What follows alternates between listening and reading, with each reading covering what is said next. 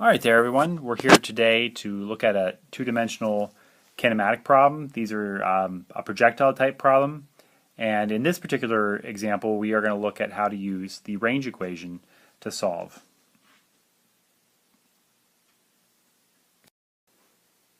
Okay, so here's our example. We have a ball thrown with a velocity of 23 meters per second at an angle of 35 degrees above the horizontal. How far does it go while in the air? Okay, so let's talk about the situation that we're dealing with here.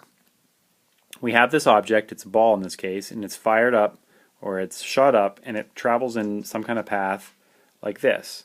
The type of path, actually, that it follows on here, we are ignoring air resistance, is actually something called a parabola.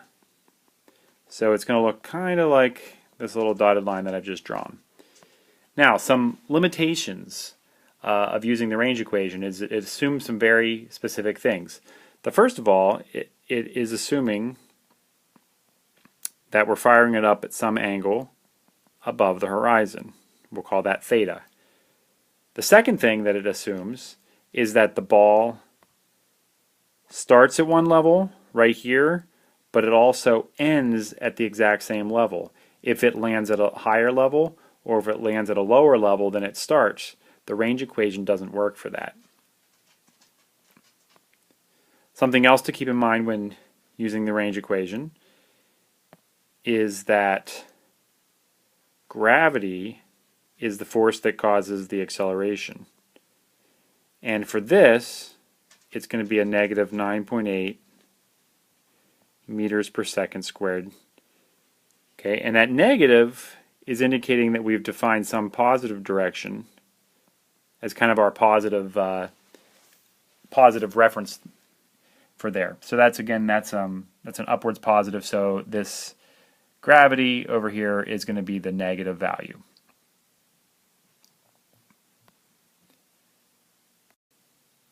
And when we talk about range, what we're really referring to is we're referring to where it starts and where it ends up.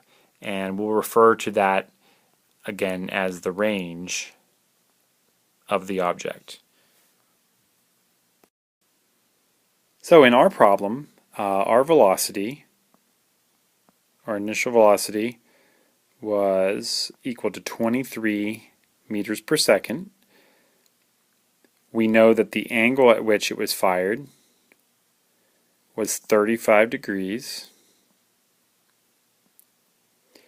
And we know that the acceleration is gravity, and that's equal to a negative 9.8 meters per second squared. Our goal is to find the range. That's the big X. All right.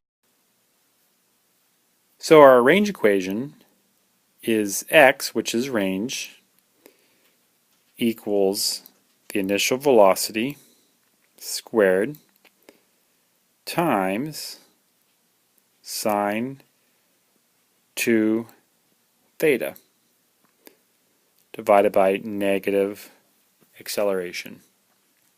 Now as we look at our knowns, we do have the VI, which is going to go in here. We have our theta, which can go over here into this section right here, and our acceleration is what's going to come on down here. So I'm going to substitute and solve. If we put these numbers in, what we're going to end up with is X equals 23 meters. Let me zoom in a little bit here. 23 meters per second. Now you are squaring that. Don't forget to square it. That's sometimes forgotten. You're multiplying that by sine of 2 times the theta, which again in our case was 35 degrees.